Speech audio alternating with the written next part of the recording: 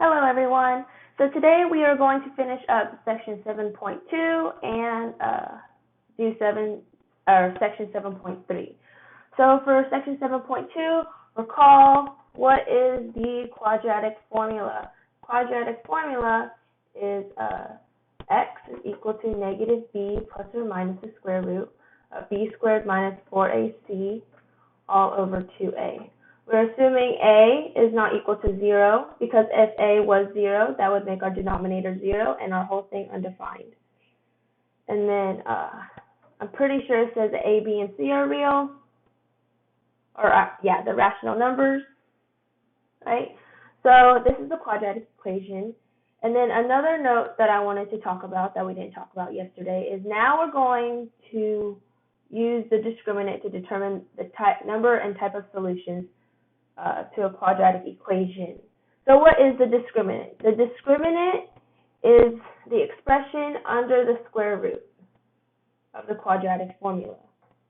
So discriminant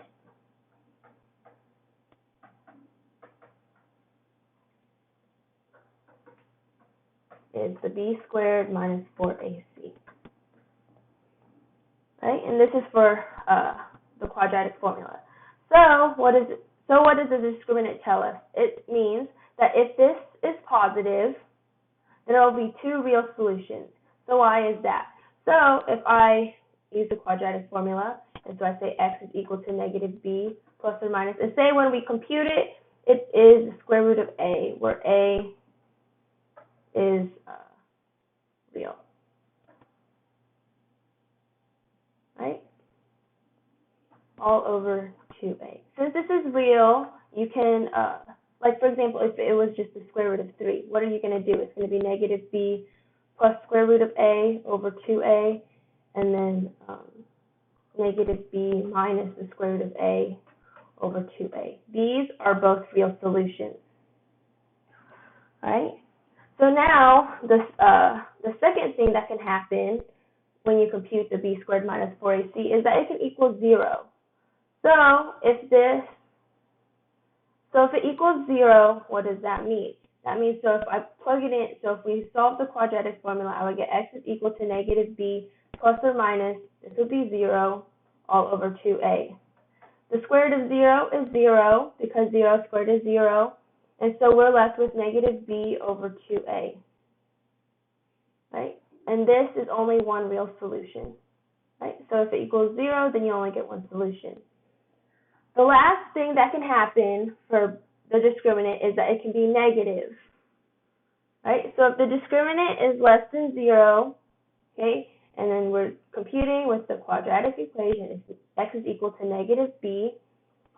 So a is still a real number, but I'm going to put negative a over 2a. Right? What do we know about the square root of a negative number? We can use I think it's called the square root property. So this is negative b plus or minus I square root of a. I think this is just the definition of a square root. That has a negative under the radical. Right? So then this is negative b plus I square root of a over 2a.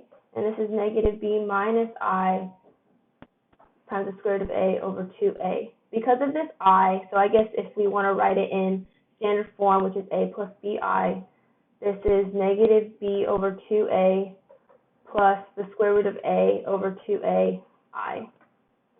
And same thing over here, negative b over 2a minus square root of a over 2a I. So these both are complex numbers. Since they're complex numbers, they are imaginary solutions. So what does that tell us? So if it's two imaginary solutions, what does it tell us about the real solutions? There is no real solutions. Right? And these are your notes for section 7.2.